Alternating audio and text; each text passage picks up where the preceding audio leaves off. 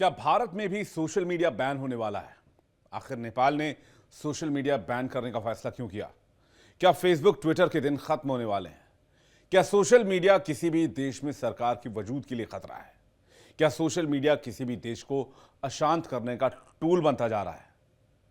नमस्कार, आप देख रहे हैं बात साफ है। मैं हूं आपके साथ विवेक शांडिल्य। मैं सोशल मीडिया के सवालों के जवाब आपके सामने रखूं, लेकिन ये सवाल निकले कहां से हैं, पहले उसे समझिए। कहानी शुरू होती है नेपाल से। नेपाल में सोशल मीडिया पर बैन के मामले ने बवाल मचा दिया। 4 सितंबर को फेसबुक, व्हाट्सएप, ट्विटर समेत 26 सोशल मीडिया प्लेटफॉर्म्स को बैन किए जाने के ओली सरकार के फैसले के खिलाफ जेन जी सड़कों पर उतर आया। काठमांडू में जेन जी प्रदर्शनकारियों के सैलाब से निपटने में प्रशासन के पसीने छूट गए। हालत यह रही कि लोगों को रोकने के लिए पुलिस को गोली चलानी पड़ी। इस दरमियान कई लोगों की मौत हो गई है। काठमांडू में जिस बिल्डिंग से पुलिस ने गोली चलाई, वहां प्रदर्शनकारियों ने जमकर तोड़फोड़ मचाई। इसके बाद जिला प्रशासन ने तोड़फोड़ करने वालों को देखते ही गोली मारने का आदेश दिया।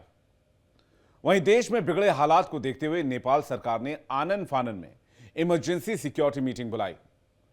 एहतियातन काठमांडू में कर्फ्यू लगा दिया गया। नेपाली सेना को भी हालात को संभालने के लिए मैदान पर उतार दिया गया। लेकिन ताजा जानकारी यह है कि सोशल मीडिया बैन सरकार ने हटा लिया है। काफी संख्या में युवाओं के शामिल होने के बाद इस विरोध प्रदर्शन को जेनजी आंदोलन कहा जा रहा है। हाथों में नेपाल का झंडा, जेनजी मूवमेंट इन नेपाल का बैनर और जय देश, जय राष्ट्रीयता, जय युवा की तख्तियां लिए लोगों ने सरकार के खिलाफ मोर्चा खोल दिया। जानकारी तो यह भी है कि स्थानीय पत्रकारों ने भी इस विरोध प्रदर्शन में हिस्सा लिया है।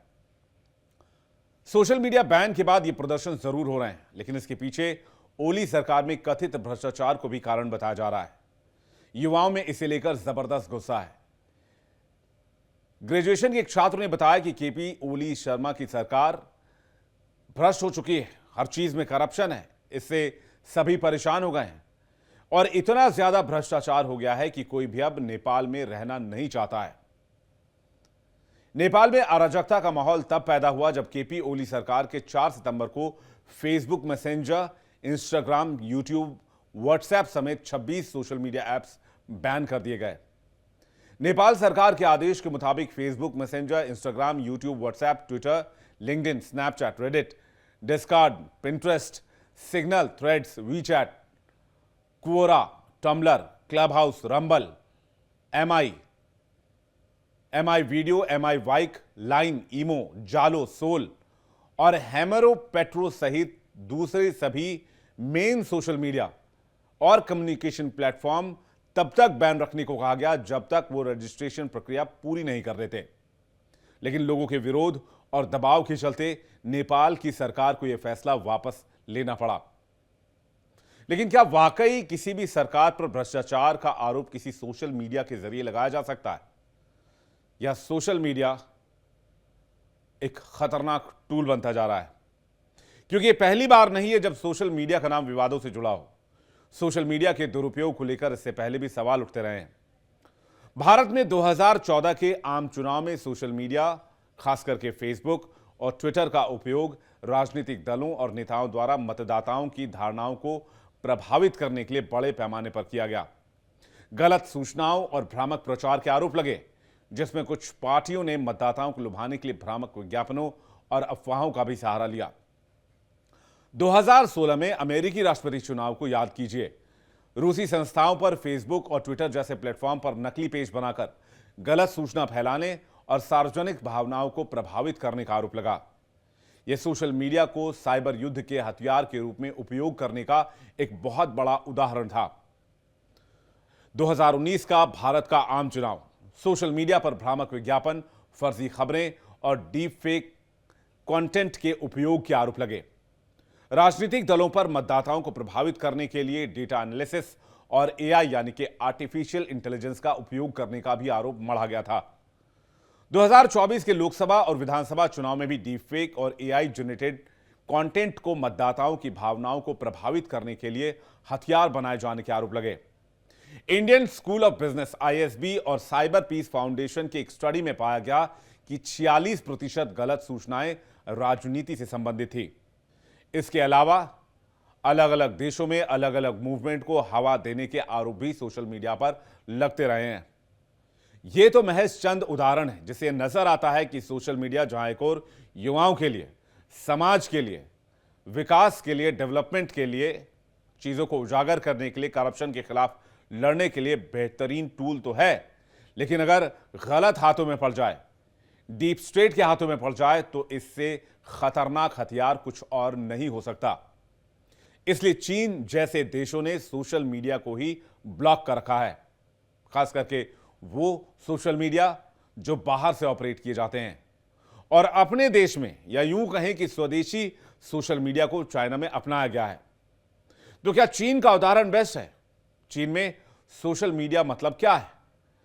इसे जानने के लिए चीन के सोशल मीडिया मॉडल को समझना होगा। चीन में फेसबुक, ट्विटर जो कि अब एक्स हो चुका है, इंस्टाग्राम, यूट्यूब और व्हाट्सएप जैसे western social media platforms ban हैं, और इसके बजाय वीचैट, वीबो, डॉइन और शियाओ होंगशू जैसे लोकल प्लेटफॉर्म्स का इस्तेमाल किया जाता है। और इसके अलग अलग महत्वपूर्ण कारण हैं।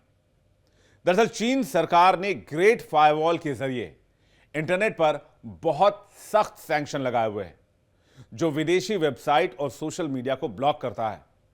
इसका उद्देश्य सूचना के फॉलो को कंट्रोल करना, राष्ट्रीय सुरक्षा को सुनिश्चित करना और ऐसे कंटेंट को रोकना है जो सरकार के खिलाफ, देश के खिलाफ मानी जाती है।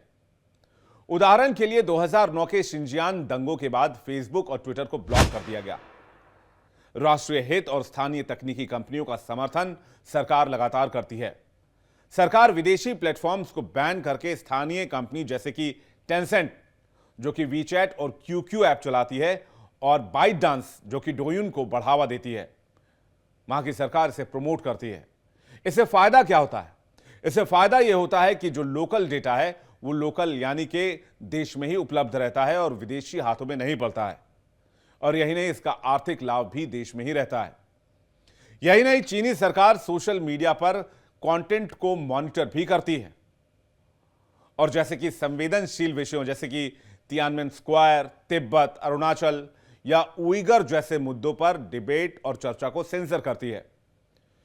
स्थानीय प्लेटफॉर्म सरकार के साइबर सिक्योरिटी कानूनों का पालन करते हैं, जिसमें वास्तविक नाम का रजिस्ट्रेशन और डेटा को लोकल सर्वर पर ही स्टोर करना होता है।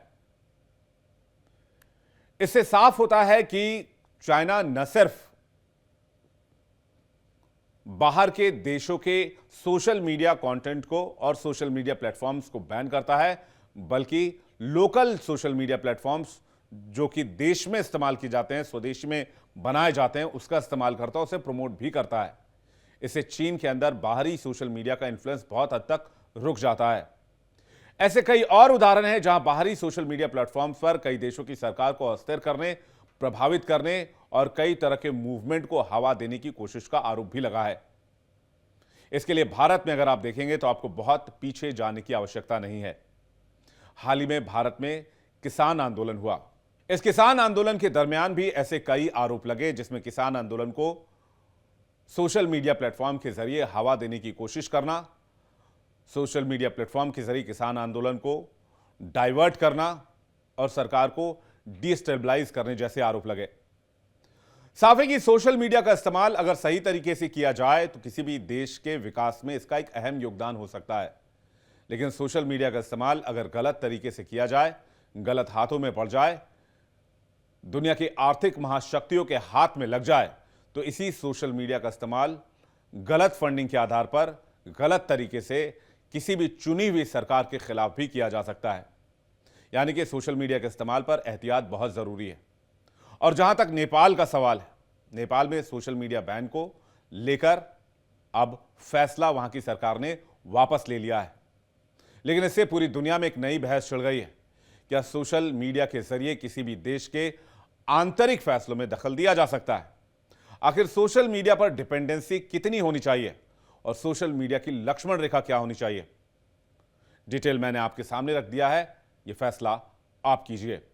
तो बात साफे में आज का मुद्दा मैंने आपके सामने रख दिया है। अब चलते हैं न्यूज रूम अपने सहयोगी के पास इस पर विस्तार से चर्चा करने के लिए।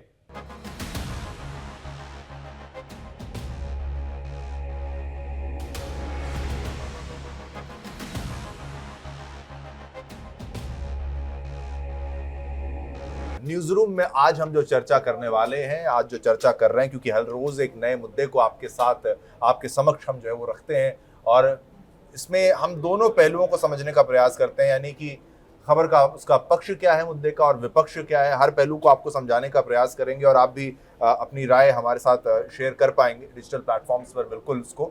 लेकिन आज का मुद्दा बहुत महत्वपूर्ण है कि नेपाल का ये मुद्दा है। नेपाल में इस वक्त 26 प्लेटफॉर्म्स पर, ये डिजिटल प्लेटफॉर्म्स पर, सोशल मीडिया प्लेटफॉर्म्स पर जो है वो बैन लगा और बैन लगने का कारण जो है वो सरकार बता रही है कि इनकी तरफ से टैक्स नहीं देना या फिर वो टैक्स इवेजन कहना या फिर उनके लॉज को बाईपास करना, फिर उसके ऊपर कोर्ट का जो आदेश और वो आदेश के उस बहाने से वो अचानक से जब बैन लगा तो जेन जी ने इसको बर्दाश्त नहीं किया, उनको ये पसंद नहीं आई बिल्कुल। और एक काफी लंबे समय से नेपाल में जो चल रहा था, नेपाल के जो मूल निवासी हैं, जो विदेश में बहुत वो लोग हैं, काफी वो लोग हैं तो रोजगार के लिए बाहर जाते हैं, तो वहां से भी ये काफी हैशटैग्स जो नेपो किड्स और नेताओं के बच्चों की लग्जरी लाइफस्टाइल और नेपाल के जो मूल निवासी हैं वो कैसे गुर्बत में, गरीबी में स्ट्रगल करते हुए और उनका कंपैरिजन किया जा रहा था, ये तमाम चीजें नोट हो रही थी। और उसके बाद प्रोटेस्टर्स का ये कहना है कि हमने जो मुहिम छेड़ी थी करप्शन के विरुद्ध, उसको उस पर नकेल कसने के लिए, उसको दबाने के लिए, उसका दम घोटने के लिए ये सब कुछ किया गया है और ये प्रदर्शन उग्र हो गया। अभी तक जो हम खबर आपको बता रहे हैं, 8 मौतें तो अभी तक हैं, ये आंकड़ा बढ़ जाएगा जब तक आप इसको देखेंगे। और सेना को उतारना पड़ा है, तो आप सोच लीजिए स्थिति कितनी गंभीर है। मैं हूं शिवम, चलिए मैं और भी डिटेल्स दूंगा लेकिन मेरे सहयोगियों के साथ भी हम इसको और अच्छे से समझते हैं। नमस्कार, मेरा नाम है यश कौशिक और आप जैसे कि अभी बात हुई न्यूज रूम के विषय पे अभी हम कर रहे हैं बात, आपने बात साफे में भी देखा, ये जो पूरा एक ये प्रदर्शन हुआ, ये जेन जी प्रदर्शन कहा जा रहा है सोशल मीडिया पे, क्योंकि इंडिया में सोशल मीडिया बैन नहीं है, सिर्फ नेपाल में किया गया है। वहां पे जेन जी प्रदर्शन जिसको इसका नाम दिया गया है, ये समझने वाली बात है कि एक होती है डिक्टेटरशिप, एक होती है डेमोक्रेसी। अगर डेमोक्रेटिक देश जो कि नेपाल हाल ही में बना था, लेकिन अगर वहां पे ऐसी हरकतें हो रही हैं और अगर वहां के प्रधानमंत्री एक आपको बता नहीं पा रहे, आपको वो ट्वीट करके बता रहे हैं कि हमने ऐसा क्यों किया कि आपने टैक्स नहीं भरा सोशल मीडिया ने, तो ये बात समझने वाली है कि बात छोटी नहीं है। अगर जेनजी लोग या फिर अगर आज के युवा एक क्वेश्चन उठा रहे हैं सरकार पर, वो जानना चाहते हैं कि आपने वैलिड रीजन नहीं दिया कि सोशल मीडिया बैन है, तो क्योंकि समझने वाली बात क्या है, सोशल मीडिया सिर्फ एक एंटरटेनमेंट का सोर्स नहीं है। सोशल मीडिया से आज के लोग, आज का परिवार अपना रोजगार अपना उसको बनाता है, उससे पैसे कमाता है, घर चलाता है, तो वो छोटी सी बात नहीं है आज के टाइम में। नमस्कार, न्यूज रूम की इस चर्चा में मैं हूं आपके साथ नैना यादव। जैसा कि यश ने कहा, उसी बात को आगे बढ़ाते हुए एक बात और इसमें ऐड करना चाहेंगे। सोशल मीडिया आज के वक्त में कहा जाए हर एक व्यक्ति का जो जीवन का एक हिस्सा है, उसमें एक बहुत बड़ा रोल अदा करता है। हम देखते हैं खास तौर से अगर आज की एक एक चीज़ डिजिटल है, एक एक चीज़ टूरिज्म के तौर पर देखा जाए, खासतौर से आजकल के युवाओं को सबसे महत्वपूर्ण ये लगता है कि जब इस तरह की तमाम एप्लीकेशंस जो बैन की गई हैं, उससे उनकी आवक पर, उनकी आय पर, उनकी जीवन शैली पर बहुत ज़्यादा प्रभाव पड़ेगा। क्योंकि एक तरह से कहा जाए कि कई ऐसी एप्लीकेशंस हैं, लोगों ने उसे अपने आय का जरिया बना लिया। डिजिटल बिजनेस अपने आप में उसमें एक बहुत बड़ा रोल अपनाता है। हम देखते हैं चाहे बात वो फेसबुक हो, चाहे बात वो इंस्टाग्राम हो, या और कई अलग ऐसे प्लेटफॉर्म्स हैं जिनके माध्यम से लोग सामान लेते हैं, बेचते हैं। सिर्फ नेपाल में ही नहीं बल्कि भारत में भी नेपाल से बहुत एक बड़ा मार्केट जो है वो उससे कनेक्टेड है और वो सीधा सीधा प्रभावित होता है। तो जाहिर सी बात है, लोगों को ये ज़रूर इस बात को लेकर नाराज़गी है। ई कॉमर्स का एक बहुत बड़ा हिस्सा जो है वो सोशल मीडिया के माध्यम से आता है। डिजिटल बिजनेस, छोटे कारोबार, कई ऐसे कारोबार जो जीएसटी से कनेक्टेड नहीं होते, जो लोग जिसे जीएसटी से कनेक्टेड नहीं करवाते, शुरुआती तौर पर वो उसे सोशल मीडिया के माध्यम से लॉन्च करते हैं और इसीलिए बहुत बड़ी नाराजगी जो है वो यहाँ पर लोगों को देखी जा रही है। अब सरकार की तरफ से जब ये फैसला लिया गया, भारत में भी कई ऐसी एप्लीकेशंस बैन की गई थी, लेकिन उनके बैन करने की वजह सुरक्षा का बताया था बहुत बड़ा कारण। और भी बहुत सी ऐसी चीजें जो आपकी डेटा, जो आपकी प्राइवेसी लीक होती थी, उसको एक बहुत बड़ा कारण बताया था, जिसमें टिकटॉक सबसे महत्वपूर्ण एक सोशल मीडिया प्लेटफॉर्म था। लेकिन अगर नेपाल की बात करें तो यूट्यूब, इंस्टाग्राम, फेसबुक जैसे 26 एप्लीकेशंस बैन करना, सरकार का ये कहना कि पहले ये तमाम एप्लीकेशंस जो हैं वो वहाँ के मंत्रालय में रजिस्टर्ड करवाएं और उनका ऑफिस नेपाल में हो, तभी उन चीज़ों को यहाँ पर मान्यता दी जाएगी और तभी उसको आगे बढ़ाया जाएगा। लेकिन लोग कह रहे हैं कि ये तो चीज़ें बहुत बात की बात है, सीधे सीधे ये हमारे ऊपर स्ट्राइक हो गई है, ये सीधे सीधे डिजिटल स्ट्राइक हो गई है, जिससे लोगों की सोशल लाइफ और ये कहा जाए जो कमर्शियल लाइफ है वो ज़रूर प्रभावित हो रही है। आशीष नमस्कार, मैं हूं आशीष सिन्हा। समझना पड़ेगा कि ये पूरा विवाद शुरू कहां से हुआ। दरअसल नेपाल की सुप्रीम कोर्ट में सन 2000 में कई सारी जनहित याचिकाएं दाखिल की गई। इन जनहित याचिकाओं में ये आरोप लगाया कि पश्चिम मीडिया की जो ये ऐप्स हैं, जिन्हें हम सोशल मीडिया ऐप्स कहते हैं, ये गलत तरीके से नैरेटिव चलाते हैं। आरोप ये भी लगाया गया कि ये इनके कोई भी ऑफिसेज जो है वो नेपाल में नहीं है, ये पंजीकरण नहीं है, इनकी कोई जवाबदेही नहीं है। अगर ये कोई टूल किट अगर इसमें कोई चला देता है नेपाल सरकार के खिलाफ या नेपाल के खिलाफ, तो उसे ट्रैक करने का कोई जरिया, कोई रास्ता नेपाल की सरकार के पास नहीं है। मामले की एक लंबी सुनवाई हुई और इसी साल 29 अगस्त को नेपाल की सुप्रीम कोर्ट ने एक ऐतिहासिक फैसला जारी किया। नेपाल की सुप्रीम कोर्ट ने यह कहा कि जितने भी सोशल मीडिया ऐप्स हैं वो नेपाल में अपना पंजीकरण जो है वो कराएं।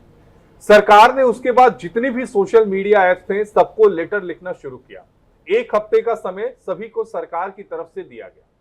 कुछ ऐसे ऐप्स थे जैसे टिकटॉक वगैरह जिन्होंने अपना पंजीकरण जो था वो नेपाल में करा लिया, लेकिन कई सारे ऐसे, चाहे यूट्यूब हो, फेसबुक हो, इन लोगों ने अपना पंजीकरण नहीं कराया, ना ही इनके ऑफिसेज इस समय नेपाल में है। जिसके बाद सुप्रीम कोर्ट के आदेश के तहत सरकार को ये कार्रवाई करनी पड़ी। लेकिन आशीष, अगर सरकार इसको बैन लगाने का कोई विचार भी करती है, और आज के वक्त में हम देखते हैं सोशल मीडिया हर चीज पर आधारित है। वही आपने कहा बेरोजगारी एक बहुत बड़ा विषय है खासतौर से नेपाल में, लेकिन टूरिज्म एक बहुत महत्वपूर्ण हिस्सा है यहाँ के, कहा जाए आवक के तौर पर भी, और सोशल मीडिया पर टूरिज्म अपने आप में एक बहुत बड़ा रोल अदा करता है। एक आंकड़ा भी मैं आपको बताऊं, दरअसल मेटा का जो डेटा है उसके अनुसार विज्ञापन टूल्स में करीब अभी तक 2025 में फेसबुक के संभावित विज्ञापन रीच जो है उसके लगभग 14.3 मिलियन यहाँ पे लोगों के अकाउंट जो है वो रजिस्टर्ड हैं, और इससे ज़्यादा ही होंगे। ये तो सिर्फ वो जो एड रीच के अकॉर्डिंग हम बता रहे हैं, ये यश ज़्यादा बेहतर तरीके से समझा पाएंगे इसका क्या मतलब होता है। और इसके अनुसार कुल आबादी का ये लगभग 48.1% है। और इसी तरह से एक और रिपोर्ट कहती है जिसमें लगभग 1,63,00,000 से ज़्यादा जो है अकाउंट्स रजिस्टर्ड हैं, वो भी कुल जनसंख्या का, ये इंस्टाग्राम का है। तो उसमें भी इसको ये समझा जा सकता है कि एक बहुत बड़ी आबादी जो है वो सोशल मीडिया पर है। सोशल मीडिया पर वही बात है कि आपको ये ज़रूरी नहीं कि सिर्फ आप वीडियोस देखते हैं, आप पोस्ट देखते हैं, उसको स्क्रॉल करते हैं, बहुत सी चीज़ें उससे कनेक्टेड है। रोजगार उससे, उसमें ई कॉमर्स, उनका ई बिजनेस, टूरिज्म को लेकर बहुत सी चीज़ें हैं। तो जो मुझे लगता है कि अगर किसी चीज़ पर बैन किया जा रहा है तो उसके सारे प्रोज एंड कॉन्स पहले भी वहाँ की सरकारें, व्यवस्थाएं, प्रशासन हर चीज़ को बखूबी देखता है, और वो बखूबी जानते होंगे कि जेन जी सबसे ज़्यादा इम्पैक्ट होते हैं, और अगर वो किसी इस तरह की एप्लीकेशन को अगर बैन करते हैं तो इस तरह का विद्रोह, इस तरह का आंदोलन हो सकता था, और वही तस्वीर अभी नजर आई, आने वाले वक्त में हो सकता है और बढ़ जाएगी। एक इसमें छोटी सी चीज़ मैं ऐड करना चाहूँगा जो भी हमने डिस्कस नहीं करी, लेकिन वो बहुत बड़ा मुद्दा है। नेपाल के ऐसे काफ़ी लोग हैं, काफ़ी स्टूडेंट्स हैं, जैसे हर देश से होते हैं, वो बाहर पढ़ाई करने जाते हैं, वो इमिग्रेंट्स होते हैं और देशों में, और नेपाल से खासकर 30% लोग, 30% बच्चे ऐसे हैं जो बाहर आज के टाइम में पढ़ रहे हैं। अभी 2025 में सबसे बड़ी उनके लिए दिक्कत क्या है इस टाइम पे, वहां पे घर पे क्या हो रहा है, सोशल मीडिया के थ्रू वो आज तक हम कम्युनिकेट करते थे, बात करते थे, अपनी लाइफ शेयर करते थे। लेकिन आज के टाइम में जब वहां सोशल मीडिया बैन हो गया है, चाहे एक हफ्ते का टाइम दिया गया, उन्होंने नहीं करा, लेकिन फिर भी अगर एक उनके नजरिए से भी चीज सोची जाए, क्या सोशल मीडिया बैन करना इतना जरूरी था? क्योंकि आज के टाइम में कम्युनिकेशन वैसे ही बहुत महंगा है। और यश, कम्युनिकेशन के साथ साथ आज के टाइम पे जो एजुकेशन का एक बड़ा हिस्सा है वो ऑनलाइन एजुकेशन, बिल्कुल वो बड़ा एक तरीका हो जाता है। जो लोग यूट्यूब से कनेक्टेड है, यूट्यूब से कनेक्टेड है, सोशल मीडिया से कनेक्टेड है। यश, एक चीज समझिए, ये आपका साम्राज्य है, ठीक है? इस साम्राज्य में एक व्यक्ति आता है, वो कहता है कि हम बिजनेस करना चाहते हैं। आप कहते हैं करिए, इसके बिजनेस से यहाँ पर कुछ लोगों को फायदा होता है, लेकिन ये व्यक्ति ये कहता है कि ना हम सरकार को रेवेन्यू देंगे, हम सरकार को टैक्स नहीं देंगे, हम सरकार के प्रति जवाबदेह नहीं है, कोई कुछ भी नेपाल के बारे में चला सकता है, हमारी कोई जवाबदेही नहीं है, तो फिर ऐसे व्यक्ति का क्या करेंगे आप? बिल्कुल ऐसे व्यक्ति के देखिए, सरकार को मैं बिल्कुल मानता हूं, अगर सोशल मीडिया बैन करना एक आखिरी रिजॉर्ट था तो उसकी टाइमली नोटिफिकेशन और टाइमली इंफॉर्मेशन भी जारी करनी चाहिए थी। अगर सुबह से वहां पे इतना प्रदर्शन हो रहा है, आज हम रात को भी बैठे हैं यहाँ पे, अगर वहां सुबह से इतना प्रदर्शन हो रहा है तो क्या एक ट्वीट अगर वो 4 घंटे 5 घंटे प्रदर्शन के बाद जो पीएम के द्वारा किया गया, क्या वो टाइमली नहीं करा सकते थे? क्या वो अपनी टीम को नहीं बोल सकते थे कि इतना प्रदर्शन हो रहा है? क्या इतनी मौतें होने का इंतजार कर रहे थे? इतने 100 से ज्यादा लोग घायल, अब तक की रिपोर्ट के हिसाब से 8 से ज्यादा लोगों की मौत है, तो उसकी भी तो जिम्मेदारी लेनी पड़ेगी फिर किसी को। शिवम, एक टैक्सेशन गैप के बारे में बिल्कुल यहाँ पर है कि देखिए, ये आप समझ लीजिए, ये आज से तो वहाँ पर ही सोशल मीडिया प्लेटफॉर्म्स नहीं चल रहे, पहले से चल रहे थे। दो इसके पहलू हैं। टैक्सेशन में बिल्कुल नेपाल सरकार की ये मांग है कि आप लोकली किसी को अपॉइंट करिए, लोकली आप किसी को वहाँ पर रखिए जो उनकी ऑफिसेज के बारे में आप लोकली रजिस्टर करिए। Nepal ministry of communication and IT में आप एक लाइजन ऑफिस रखिए, रिप्रेजेंटेटिव रखिए नेपाल में, ग्रीवेंस रिड्रेसल मैकेनिज्म रखिए, एडवर्टाइजिंग को लेकर जो टैक्स होना चाहिए वो तमाम चीज़ें दीजिए। यानी कि आप कॉर्पोरेट टैक्स और वैट लोकली नहीं दे रहे हैं, ये बात है।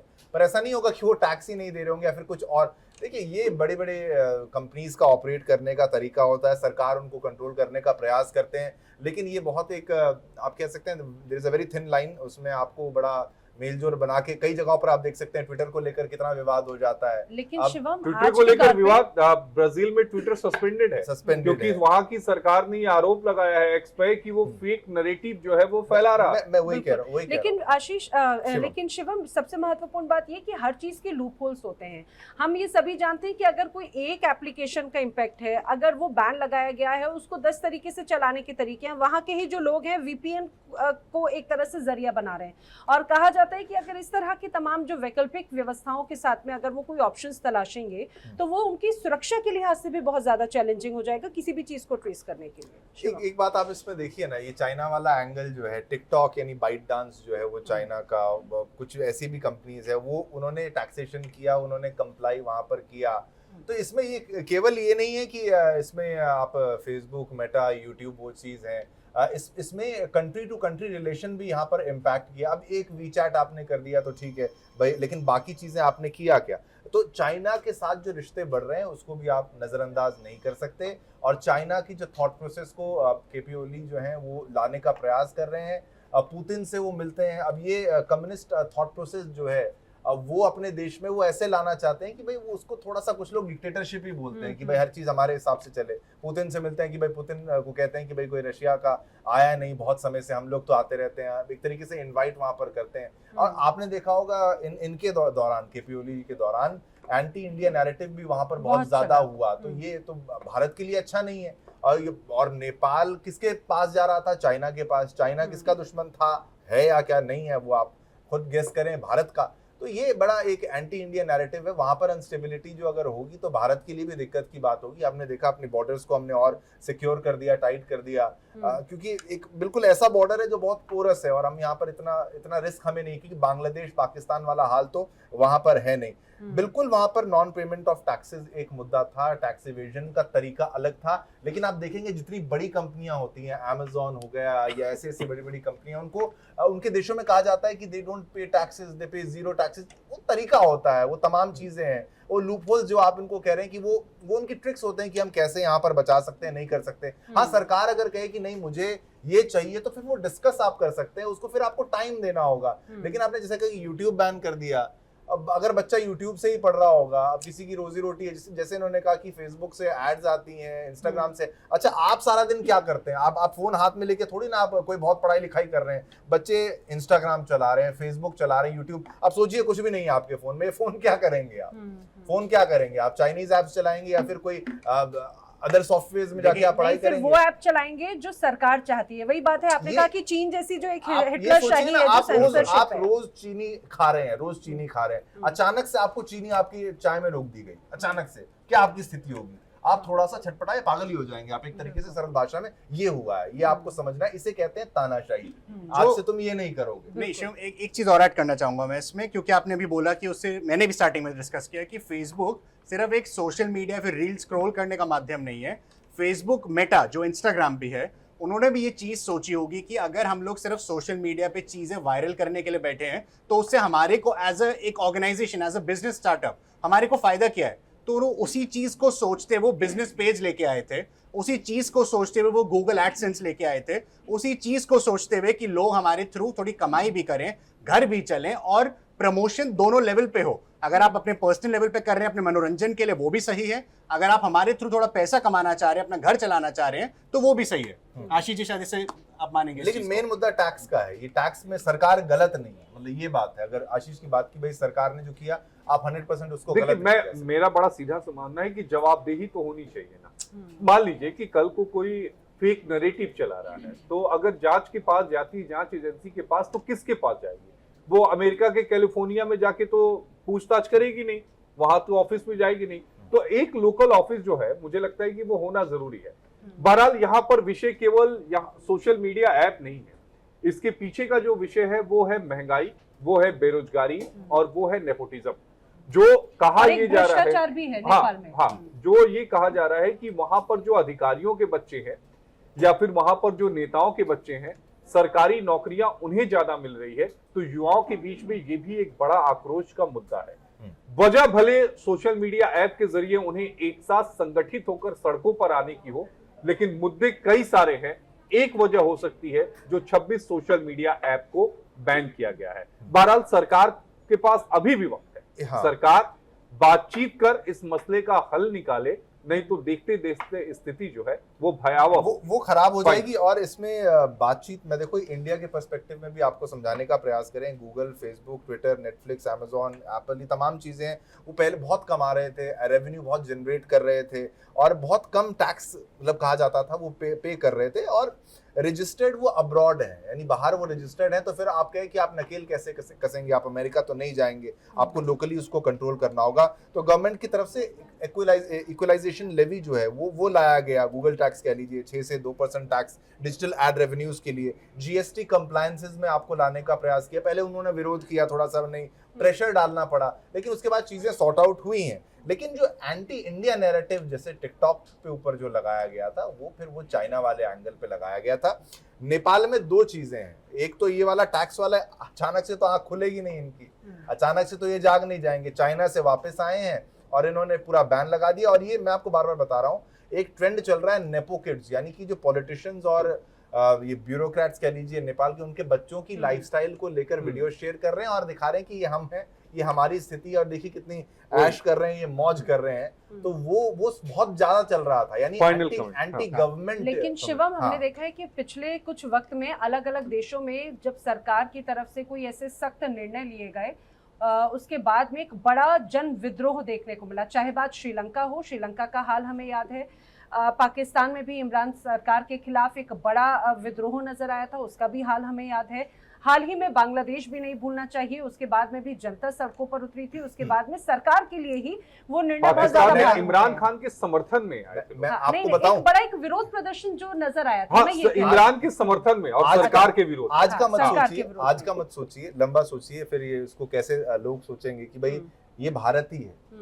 नेपाल को आप अलग अगर आप सोचने का प्रयास करेंगे, आप सोच सकते हैं, लेकिन आप ये कोई ऐसी वहां पर आप लोगों से पूछेंगे या फिर आप रिश्तेदारियां कह लेंगे या फिर शादियां कह लेंगे या फिर आना जाना रोजगार कह लेंगे, तो नेपाल से हमें कभी कोई दिक्कत नहीं हुई। बांग्लादेश भी हमारा ही था, पाकिस्तान भी हमारा ही भी था। थोड़ी कमी है। नहीं, मैं बस ये कह रही थी कि जिस तरह से जब सरकार के फैसलों के बाद में जो विद्रोह हुआ, उसके बाद स्थिति बहुत बिगड़ जाती है। कहीं वहां नेपाल में भी ऐसी स्थिति ना आ जाए, क्योंकि अब तो युवाओं का जो है वो गुस्सा बहुत ज्यादा बढ़ गया है। मैं तो कहता हूँ एंटी इंडिया नैरेटिव वहां पर खत्म होना चाहिए। कोई भी सरकार वहां पर हो, ये बहुत भड़काया इन्होंने भारत के विरुद्ध, वो खत्म होना चाहिए। और करप्ट अगर सरकार है तो वो जाए, बिल्कुल एंड करें। बहुत शुक्रिया आप सभी का, इस खास हमारे शो न्यूज रूम में आप सभी का जुड़ने के लिए बेहद शुक्रिया। वक्त एक ब्रेक का हो गया है और ब्रेक के बाद हम फौरन हाजिर होते हैं।